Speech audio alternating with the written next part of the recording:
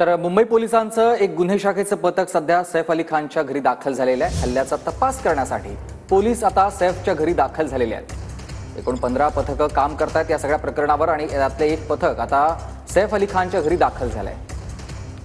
अली खानवरती झालेल्या हल्ल्या प्रकरणामध्ये मुंबई पोलीसच्या गुन्हा शाखा आणि डिटेक्शनची टीम सध्या सैफ अली खानचा जो इमारत आहे त्या इमारतीच्या परिसरामध्ये पोहोचलेले आहेत। इथे तुम्ही पाहू शकता की जे अधिकारी आहेत ते सिव्हिल ड्रेसमध्ये आहेत आणि त्यांनी इथं निरीक्षण केलेलं आहे।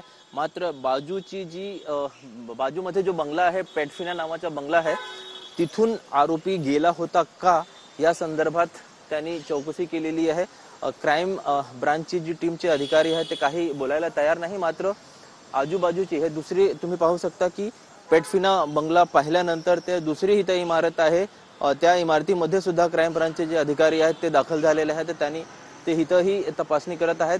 मात्र त्यांच्या तपासणीचा उद्देश हेच आहे की जो आरोपी होता, जो सीसीटीव्ही मध्ये दिसत आहे, तो कुठल्या मार्गाने त्या इमारतीमध्ये गेलेला आहे, कदाचित ह्याच्यात शोध आतापर्यंत लागलेला नाही। त्या संदर्भात हे क्राइम ब्रांचचे अधिकारी इथं आलेले आहेत आणि ते शोध घेत आहेत। कॅमेरा पर्सन अमित सिगवनसह ब्रिजभान जयस्वार, TV9 मराठी।